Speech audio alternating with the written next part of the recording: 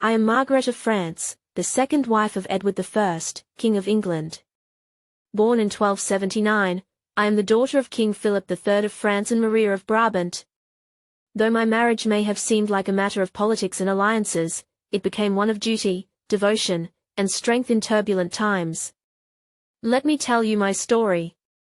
When I was just a young girl, England and France were embroiled in an uneasy truce, their history marred by wars and rivalries. Yet, I was chosen to unite these two powerful realms through marriage to Edward, a widowed king 40 years my senior. At the age of 13, I left behind my home in Paris, my family, and the security of the French court to travel across the Channel. My heart was heavy with fear and curiosity. How would this foreign land receive me? Could I find a place in the heart of a king who had already loved deeply and lost his queen, Eleanor of Castile? I became Queen of England in September 1299, a solemn ceremony in Canterbury. Edward was no stranger to power. He was a towering man, both in stature and in his vision for his kingdom. He was determined, a warrior king who had spent decades consolidating his rule, subduing Wales, and setting his sights on Scotland. Yet, in his eyes, I saw not just the steel of a ruler but the glimmers of kindness, which he showed me more often than I expected. Ours was an unusual marriage. Edward, though a formidable king, treated me with respect and care, and I grew to admire his unwavering sense of justice, even if it was harsh at times. Together, we had 3 children, Thomas, Edmund, and Eleanor. My role as queen was not just to provide heirs but to serve as a stabilizing influence in Edward's later years. I offered him solace in the shadows of his grief for Eleanor and the weight of his crown. As queen, I embraced my new land with open arms, fostering goodwill and earning the respect of the English people.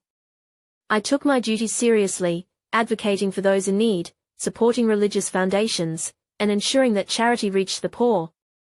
My French upbringing instilled in me a love of learning, music, and the arts, which I shared with the English court.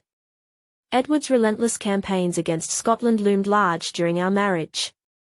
The battles against William Wallace and later Robert the Bruce drained the treasury and tested the strength of the realm. I accompanied Edward on many of his travels, witnessing firsthand the hardships of war and the resilience of the English people. Though I was young, I did not flinch from the responsibilities of queenship. I stood beside my husband, providing counsel and encouragement even when the toll of his age and years of battle began to weigh heavily upon him. When Edward died in 1307, on his way to yet another campaign in Scotland, my world changed forever. My beloved husband, the man who had been my anchor in a foreign land, was gone.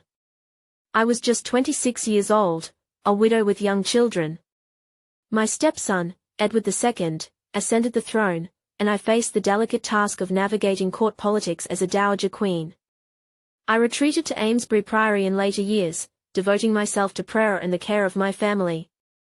Looking back, I am proud of the role I played as queen. My life was not one of grand conquests or revolutionary change, but of quiet strength and dedication to the responsibilities placed upon me.